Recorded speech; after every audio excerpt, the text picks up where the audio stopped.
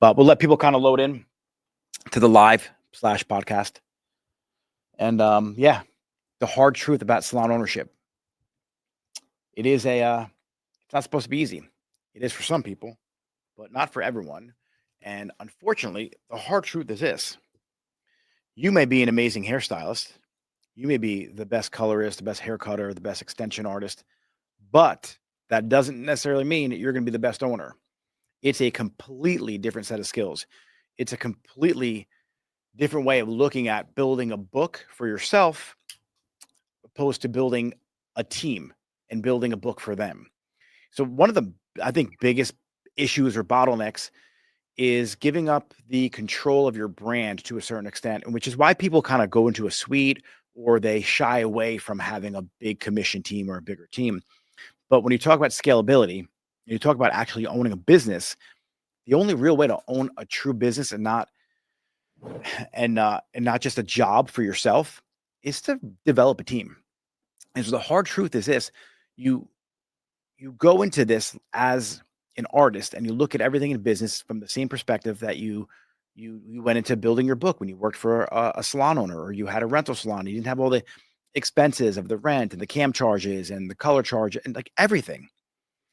As an owner, there's a lot of areas that you have to be fairly proficient in, but no one really tells you about it. They sell you the dream. It's the American dream to own a salon or whatever country you're from. And it is a dream. It could be the most amazing thing in the world, but the reality of it is it's going to get hard.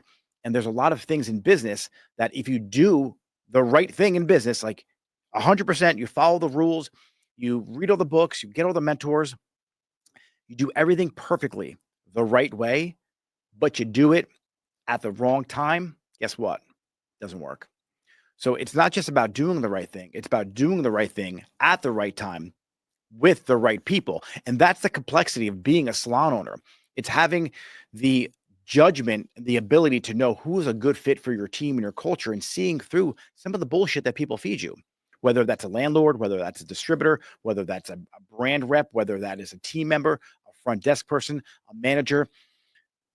Being an owner means you have to be the best at all of those things or hire someone that's the best in that particular area. So when it comes to marketing, you may not be the best marketer, but you could hire someone who's the best marketer.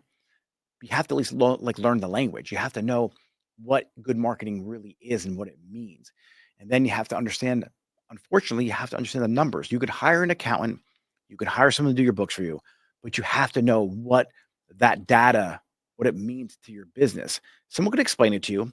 The best part of it is now that you have AI and ChatGPT and Grok and all these different platforms to help you analyze the numbers and give you like a 30,000-foot view of where your business is heading. But the decision lies on you. So there's an amazing book. It's called Who Not How. And as an owner, you have to be able to start bringing the people who can do things for you and efficiently, and get them into your world. The best part of it, of it being hard is it's hard for everyone. So just because you're dealing with a challenge, you're looking down the street at the other salon and it looks like they got all their shit together, I promise you they probably don't. They just maybe had better timing than you. And so when you say people are lucky, and it's really not luck, it's just they just did the right thing at the right time. And so if you got into business 2 years after them, it's just the wrong timing. So you can't really always follow what that person's doing. Success does leave clues, but you know, buying a salon November of 2019 and taking over is a much different experience than buying a salon in 2010. Obviously everyone knows what happened in 2019. And so you could do exactly what you did for salon one, and then salon two, you open it up because you have so much success in that first salon, and things just kind of crumble on you. So the hard truth is it's hard. It's simple, but it's hard. You have to just focus on three particular areas. And you hear me speak about these three areas all the time. The first one being the perfect salon model. That salon model has to give you a clear path to your ultimate vision, your ultimate goal, your financial number. What is that? What's that number for you? Like, how much money do you want to make with this business? Because when you take the leap into ownership and you're taking it from either a commission salon or you're renting a chair, or maybe you're in a suite and you want to kind of expand and grow a team, when you take that leap, you have to figure out, all right, how much do I want to make with this? Because if you don't start building a team, you're never going to be able to get step away from behind the chair. You're going to always have just a job for yourself. So that model, that salon model you choose, you can always change it. Like nothing's permanent ever, but you have to make sure that it can align with your goals. So if you want a beautiful space and you want it in the center of town, your rent's probably going to be a little high. So then that means that if you're doing a rental salon, your chair rent that you're going to charge to people needs to account for that cost, because you have no upside with a rental salon. There's no commission being made. There's no benefit to you paying for marketing to build those people up, because the rent's the rent. So that may not be a good fit for you unless you're able to charge, several $100s a week or a day for those chairs, depending on what that rent costs. So now let's take a look at commission salons. There comes some challenges with the commission salons. Are you good at leading a team? Are you proficient at that? Do you have good communication skills? Do you mind having the hard conversations that you need to have to really get a team member to excel, not just for the salon, but for themselves? And so now you have the commission salon model. Then there's a hybrid model. There's the independent commission. That's the one I use. That's the one I love. It's a combination of having independent stylists who control their own business, and then you form almost like a partnership with them, which is a win-win for everybody. So once you figure out what that salon model is, you figure out the space you're going into, you figure out the numbers, like how much is the rent going to be, how much are the cam charges, how much product do you need? Like obviously the color has to come from somewhere that you're using. The shampoo in the back has to come from somewhere. The water has to get paid for. The lights have to get paid for. The air conditioner has to get paid for. The heat has to get paid for. These little things, they all cost money. The chips or the finger foods or the amenities, the coffees, the wine, the champagne, all that stuff costs money. And so when you start doing your numbers, a lot of people don't take that in consideration. What about your station stock? What are the stylists going to use on people? And so when you start crunching the numbers, you start figuring this out, you have to make sure that salon model is able to support everything you want to do with your vision. Every client you're going to serve at the level you're going to serve them on, what's that look like? Get clear on that. Get clear on the feeling you want clients to have when they walk through the door. Get clear on the feeling you want your stylists to have when they come to work every day. And so that's where you start. Next is you have to be amazing at marketing, recruiting, right? These three questions I ask everyone: what business do you think you're in? What business are you really in? What business do you need to be in?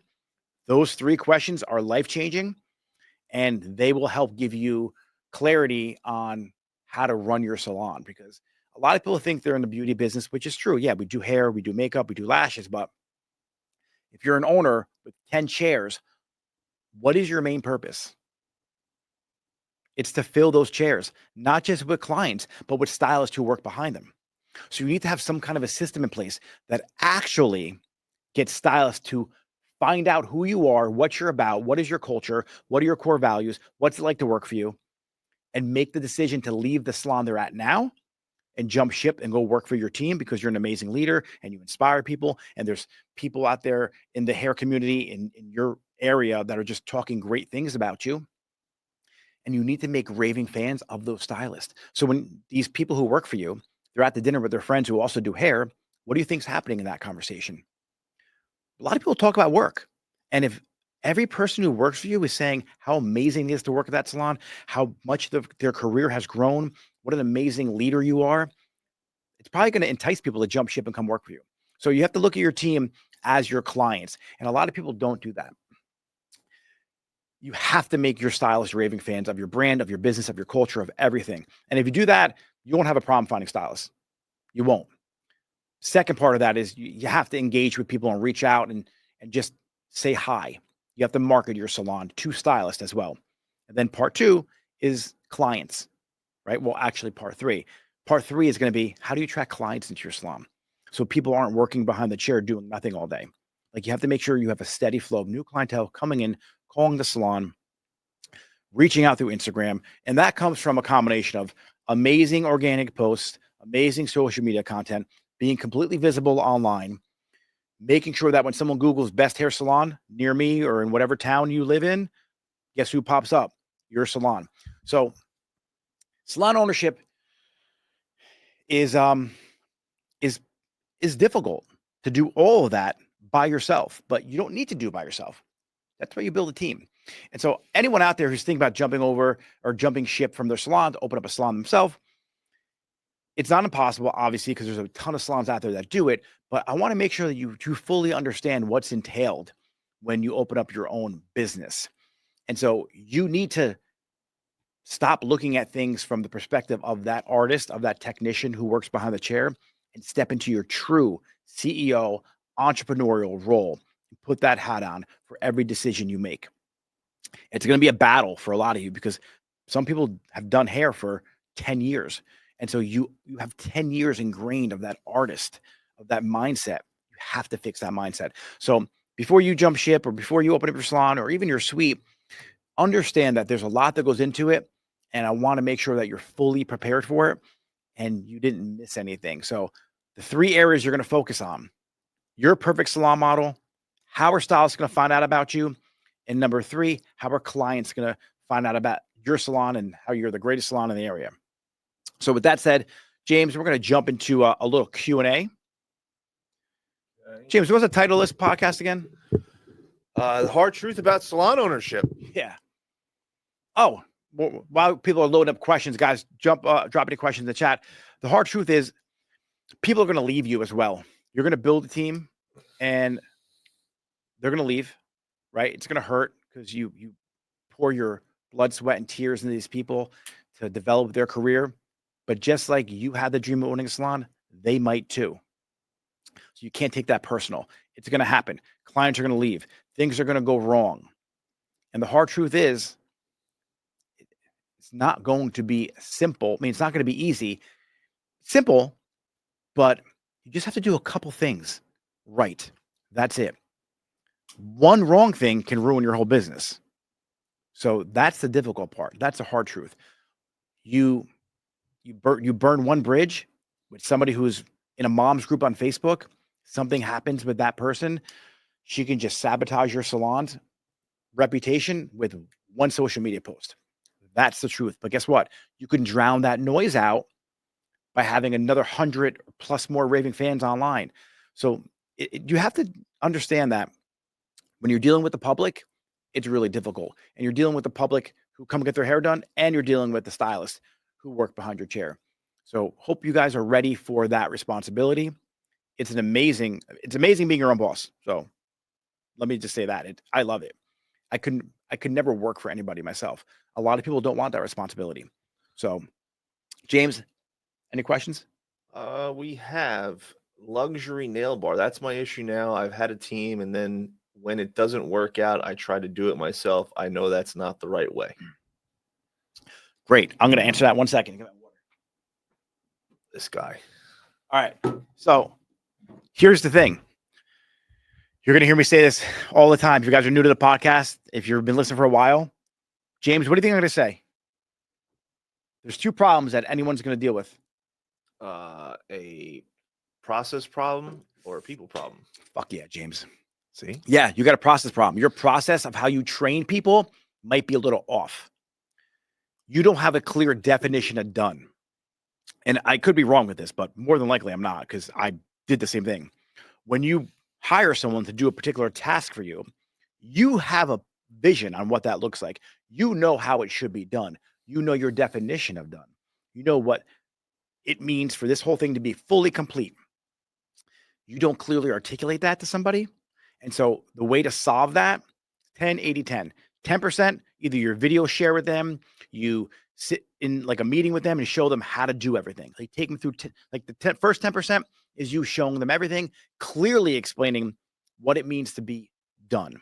Like what is the final task look like when it's complete and handed back over to you. So the last 10% is you reviewing it with them. 10%, 80%, 10%. They handle the 80%.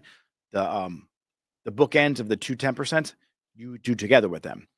After they've done the job or the task enough times with that final 10%, you don't really have to critique anything or change anything. It becomes their project. So having a really good handbook, a really good SOP, standard operating procedures, is essential. But if you guys need one, it takes a while to write one. I have a handbook. You just go to my website, click on master classes. There's a handbook masterclass there. That would definitely help you out. But having a professional agreement or having a position agreement with that person, so it lays out exactly what they need to do in that particular role, is immeasurable how important that is. And if you have a person you hired in your salon that wears multiple hats, like you have the front desk person do the social media, that does like the assisting and then does the ordering, like those are a couple different roles that you're giving to that person. Have different position agreements for each one of those roles. But your main focus of being a salon owner is to lead your team, not do the work for them. James, any more questions? Yeah, Cool. we got. Let's see, where is she? Teresa's Minello. How do I get my stylist to fix up? You mean like look better? Create a standard for them. Show them like, hey, this is our standard we have here now, and then hold them accountable to it. I had an old owner of my salon, not old then, but I mean a long time ago. I mean, this is brutal. I may not fly today because we have other suites and everything for people to change careers to. But if you have an amazing salon, you provide clientele with them. You have the best salon in the area, right? Let's just call it like it is.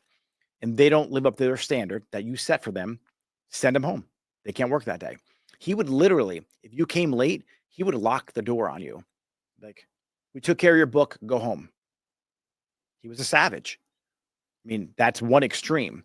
But honestly, the other way to do it is a little more soft and probably works a little better today.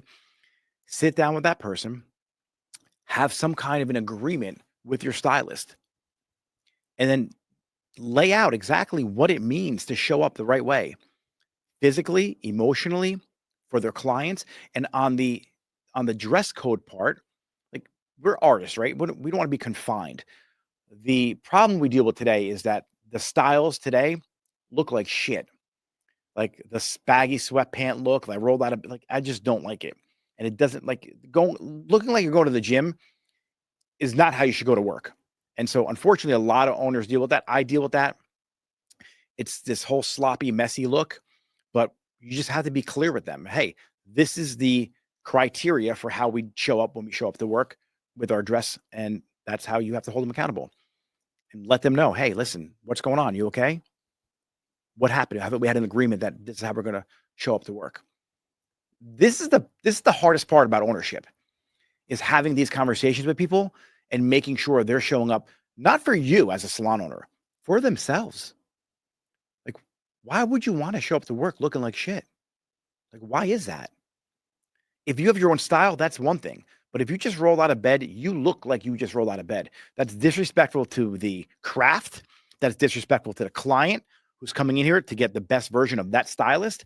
And it's disrespectful at every level. So if you explain it to them in that way, and then you hold them accountable, and listen, if you just fire someone flat out on your team for showing up like that, the rest of the team will probably get the message. So there's a couple ways to handle that, but the simplest way is have that conversation with them and then constantly hold them accountable to it. James? Soyamato, I'm from South Africa. Now we have a 30% increase in tariffs. How do I do that increase with the salaries we import from the US? Yeah, but your tariffs aren't going to affect your services so much, you know? So 30% increase on like a tube of color. Let's see this right here. So, you can also import from another country because America just doesn't have all the stuff here. But if you're buying a tube of color for $10, right? Let's say plus your 30%, $3. So $3 spread across a single process isn't that detrimental. because hopefully you're using a good color line, but on a $60 single process, raise it not even 10%, raise it 5%, and you're covering the $3 of the tube. So take a look at the percentages across the whole board of what that price increase means per service. It's not going to be as dramatic as you think. And I might be mistaken here, but I'm not sure if South Africa has implemented any tariffs on importing USA goods. It's the opposite way. South Africa importing into US. So take a look at those numbers. I'm pretty sure that's the but that's I know South Africa's got a lot of shit going on there too, like politically as well. A lot of propaganda. But I want to take a look at the 30% as a whole from a unit standpoint per tube of color or per bottle of shampoo. It's not going to be as bad as you think. James? Okay. And they followed up, how do I keep clients coming in with these prices? Be the best in the world. You think Apple cares when they raise an iPhone to $1,200 from $800 or $1,000? Be the best. Be so good they can't ignore you. You have to make sure that they can't get that same service, the quality of the haircut, the quality of the color, the feeling they get when they walk in your salon anywhere on the planet. You could charge almost anything you want. I mean, Ted Gibson charges $2,600 a haircut. You could charge $80, $90, $100. You could raise your prices, but just make sure you're the best. That's the only thing you can control. You can't control anything else, but you can control if you're the best. And clients will pay for it because they pay for a lot of shit between Netflix, Amazon Prime, their cell phone, all the apps in their phone, DoorDash. Trust me, they could find money if you're the best. Let's see. 360 Fraser Salon. I have put my prices a bit up. I'm leaving in Copenhagen and I have a shop in Copenhagen. Somehow I lost a lot of customer, but when I'm continuing the price that I'm getting from the customer, I'm not really sure what he's trying to say here. Yeah, you might have lost. You probably lost customers because I think you're saying you lost prices. You lost customers because you raised your prices.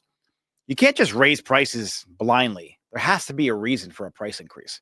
Either you got better, the experience got better. I mean, something has to constitute an increase in price. This is why I love parts and labor. Parts and labor, hands down, is the best thing to implement in your salon.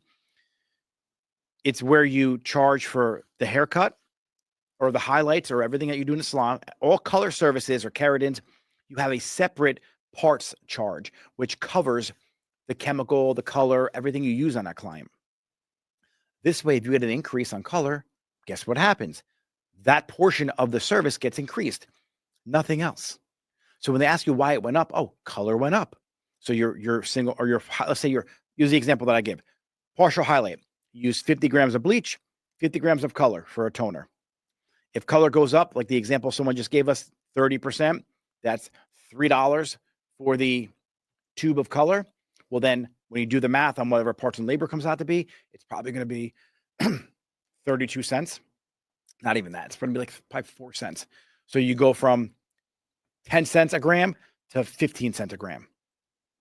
Actually, no, basic math. It goes up 30%. It goes from 10 cents a gram to 13 cents a gram. And that's what you charge your client. It's really simple. So that's transparent. So if you guys aren't familiar with parts and labor, DM me the word parts and labor. Just put that in a chat with me. I'll send you over a PDF that outlines the whole entire process. So you're not spending money on color. You're actually recouping it from the amount of color you use in your salon. And you don't have to charge your team anything. And you don't have to endure that cost. It's one of the most game-changing things that when I work with a salon, I implement in their business and they immediately become profitable if they're not at this point. James, next question. Well, ties into that. When raising your prices, what percentage do you recommend? My legacy choice. Yeah. When raising prices, I like to do a 20% increase. But here's the kicker. I raise color in May. I raise cuts in December. Okay? Like a seesaw effect. I raise prices 20%. If my haircuts are $100, they go to $120. Anybody new pays 120. All my OGs at the register, because they're VIP, whatever terminology you want to use, they get a 10% VIP pricing structure off. So it's like, hey, Jennifer, prices are going up. When you look at the menu online, it's going to be increased, but don't worry, that doesn't apply to you. Any new clients are going to be paying that new price you see, but we're going to work out a price with you. It's going to be 10% less. So you're going to always get a 10% deal for being VIP.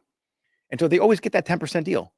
And I don't care what anyone says when it comes to how they should price structure. All the coaches, all the mentors out there, they have these things where you don't ever discount. I'm not discounting anyone. That person's still getting a 10% bump. They're not getting the same exact increase that's going to be out there to the public, to new people coming to me. But here's the deal. You might lose some people even for that 10%, but you're going to be gaining people at that new 20% increase. It all balances out. And it's a much easier conversation to be like, hey, Jen, today, haircuts are now 120, but you get 10% off, rather than, hey, I'm raising you 10%. They're always getting that deal. And so being loyal and being VIP, they get that deal. Here's the thing. If you want to do this, if it's too much for Jennifer and she wants to leave, she takes 2 years off, finds somebody else, keeps getting her hair messed up, and she wants to come back to you, guess what she comes back to? That new pricing structure, until she builds up more loyalty. So that's the strategy that I used. I don't just teach salon owners or stylists how to build their business. I actually did it. That's how I actually went from $55 a single process to $95 a single process in a short amount of time. So you could listen to people who don't do hair and don't own salons, or you could listen to somebody who actually does it, and that works. James, next question. I don't really understand the context because you were talking about something, but I'm Stormy Tuesday says, what about for booth renters? Oh, booth renter, same thing. You mean for raising your prices? It's the same deal. This is before that question. Oh, I just jumped to that price raise. Yeah, give me more context. But if you're a commission stylist, you're a booth renter, you own a salon, like, you're dealing with clients. So when I say clients, a lot of times, even for salon owners, I'm talking about your stylists who work for you. Like, those are your clients too. And everything works the same way to it. Whether you're attracting clients for a coaching business, you're attracting clients to work in your salon, you're attracting clients to do hair in your salon or get their hair done in your salon, you're attracting clients to buy your shampoo online. A client is a client. So when you're marketing is marketing, messaging is messaging. Who's on the receiving end of that message? Are you speaking to that person? So the methods are the same. Like, it just, so if you're a busy hairstylist, you open a salon, but you can't fill your chairs with stylists, then you're not really good at marketing. And so you have to figure out, how do you get clients in your chair? Do that same thing to get stylists to work in your salon. And a lot of times it's going to take some work. You have to reach out to people. I mean, the most cost-effective way, create amazing organic content. Whoever engages with that content, you message them, and then you try and make an offer for them to come to your salon. I mean, that's the basic gist of it. It's sales. All right, James. We got, how do I know if I'm keeping the wrong person out of fear? Asking this question right now means you're doing it. You have to identify, what are you afraid of? Are you afraid of them leaving and not making money? Are you like, is it only one person you have on your team? So when salon owners are being held captive in their own salon by one of their stylists because they're a big earner and they're making crazy demands, it's ruining the vibe and culture of your salon, and the rest of your team does not like that person. I promise you. And that person is going to leave eventually, and that person is going to take your salon down. So what you need to do is act like the captain of your ship and don't let a person sink it. Throw that motherfucker overboard. Get him out. And so if you're fearful of somebody, then that person might hold too much control over you. And so here's a solution to it. Create a great system, the stylist attraction system that I teach in my community, and have an influx of new stylists always wanting to work in your salon. And guess what happens? You don't need that one person anymore, because you have 15 people knocking on your door to come work at your salon. If you guys want to learn that, by the way, just DM me the word grow. Go to my website, fill out the application, do whatever, or just keep being scared. But if you do want to really learn how to master your salon and the energy and the culture, I mean, there's only one way to do it. And so that's the way to do it without having any fear. It's your salon, so it's your rules. You should never, ever feel that way. James Johnson said, "Yeah, you do. I managed an entitled worker before." Yeah. And that was a YouTube comment coming in from YouTube. If you're not following Nick on YouTube, you're missing a ton of content. Yeah, guys, this podcast, if you're catching it late or you're catching it like mid podcast or mid whatever, it's raw. Like, we don't edit this long form version. There's no like ums and cut. Like, this is it. Like, it's raw. You're getting who I am. So when you watch a lot of people on your YouTube or your podcast, like, it's all edited and shit. I'm not into the big intros. Like, we just get right into it. So I don't want to waste any time. I like to give my point, solve the answer. No one has time anymore to like deal with fluff. There's no fluff here. You got a problem? Here's a solution. Let's fix it. That didn't work. Here's solution B. Here's solution C. One of them's got to work. And if none of them work, then maybe you got to focus on you because maybe you don't work. But there's the YouTube channel's got a lot of fun information on it. James, last question. There's a couple questions. All right. Rapid fire. Legacy Tress, real quick. DM Nick. Don't put it in the comments. DM him. Grow. Larace Hair. I definitely butchered that. How do I attract good hairstylists as a home-based salon? You have a home-based salon. You attract them the same way you do anyone else. The address doesn't matter. What matters is the marketing. So have good content that people can find on the internet, and then engage with them and tell them to come work at your salon. It's no different whether you're on Fifth Ave or you're on 22 Happy Lane. A home salon's no different than a salon that's out in public. There's minor differences, I get it, but you're going to attract people the same way. Okay, we got where is my salon most likely leaking money? Honestly, there's probably two areas your salon's most likely leaking money: your W-2 payroll expenses, and then your color costs. Those two are probably the biggest areas you're leaking money. That's why the independent stylist model is probably one of the best. And then you have you're not charging enough for color. So if you're doing some kind of stupid 10% charge to the stylist, it's not enough. That's why parts and labor is really important. And you might just be spending too much money. Like you might have champagne taste with beer pockets right now. So you may have to change some of the stuff you're serving the salon. Because I know like a lot of salons want to have this great ambiance and beautiful experience, but you don't make enough money to serve champagne in your salon. And so you have to take a look at some of those expenses as well. But honestly, the first two I would look at is like how are you recouping your color and your products you're using in the salon, and then take a look at your stylist on your team. You might be paying them too much commission.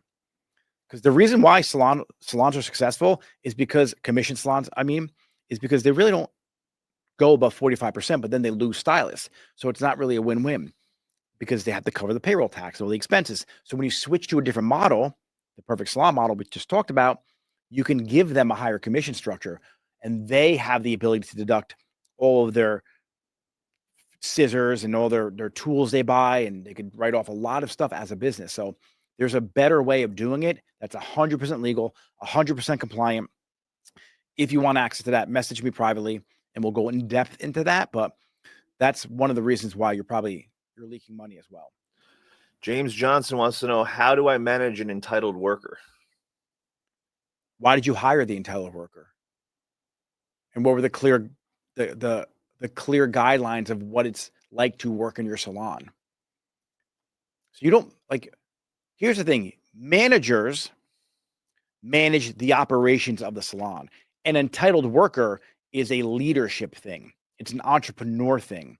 So you as the CEO of the salon, the leader of the salon, you have to influence that person to not be entitled. And that comes down from a conversation.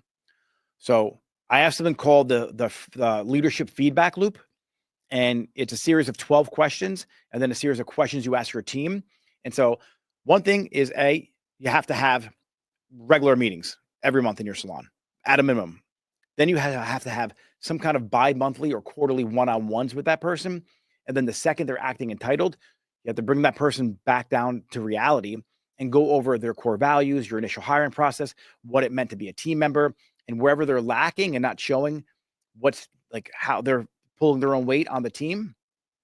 And you have to ask from a place of concern. Like you have to truly be curious. Like, hey, Jennifer, like what's been going on lately? Like things like you've been acting this way or that way. You're not really aligned with how we first hired you. And you want to get to the bottom of it because someone might be going through a divorce or someone could be sick in her family and she could be acting out of line for whatever reason. That's not typically entitlement, but you want to make sure that maybe something else is going on. So you want to get to the bottom of that first. Then if they're acting entitled, typically it means they feel like they need to get more money or they're deserving of something. And so that conversation needs to be had of how maybe you could show up better for that person. So a lot of times I first look at myself like, hey, what am I doing wrong as an owner that cause this person to act entitled? And then if I look at myself and my actions and I'm crossing all my T's and dotting all my I's, and then I take a look at the process to support that person as a stylist, then the last thing I look at is that person because that's a people problem. You look at the process first. I look at myself first, top of the food chain, people. Then I go to process, what's happening. Then I go back down to people again. And then that person might just be a problem. And then I just say goodbye. Legacy Tress. If I want to start a podcast at my salon, never started one before, where do you recommend I start or just some gems? You know what we're going to do? Me and James, the podcast producer, we're going to do a video on all the content. All the products and tools and cameras and everything we use for this podcast. And we're going to show you exactly how to start one from bare bones to like the production setup we have right here. So we're going to do that. James, we could do that probably this week or next week. Sounds early. Good to me. Yeah, we'll get my recommendation. I've built quite a few podcasts before is just get started. Just get started. Open up YouTube, create a YouTube account, use your computer, laptop, and microphone and camera from your computer, and just get started. A lot of people get all of this equipment and don't realize how much work goes into it. And then they start doing it and they realize I don't have the time or I can't do this consistently. And then they stop.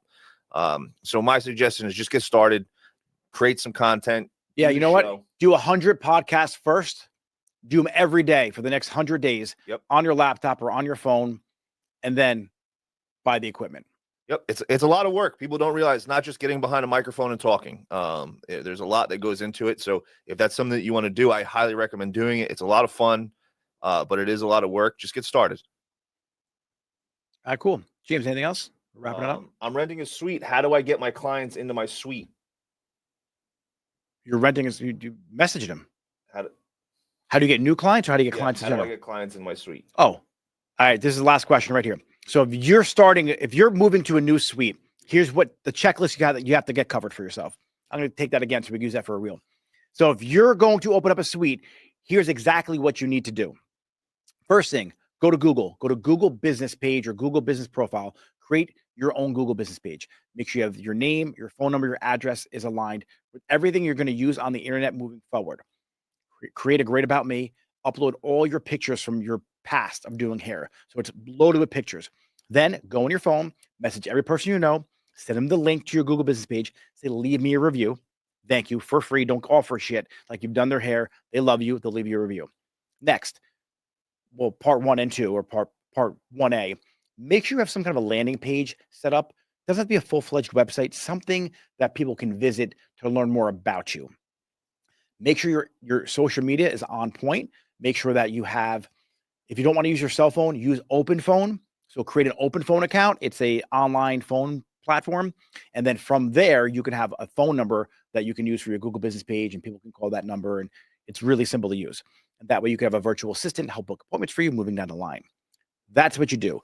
Part 2 now is you need to create amazing organic content for your Instagram, for your TikTok, for your Facebook, whatever platform you love to be on. Then any person who engages with that content, you need to message them, thank them for following, thank them for engaging, and then see what their hair concerns are, and then position yourself as the best solution to solve those frustrations, and then you'll start bringing in clients. That's my quick little, how you doing? All right, guys, that's it for today.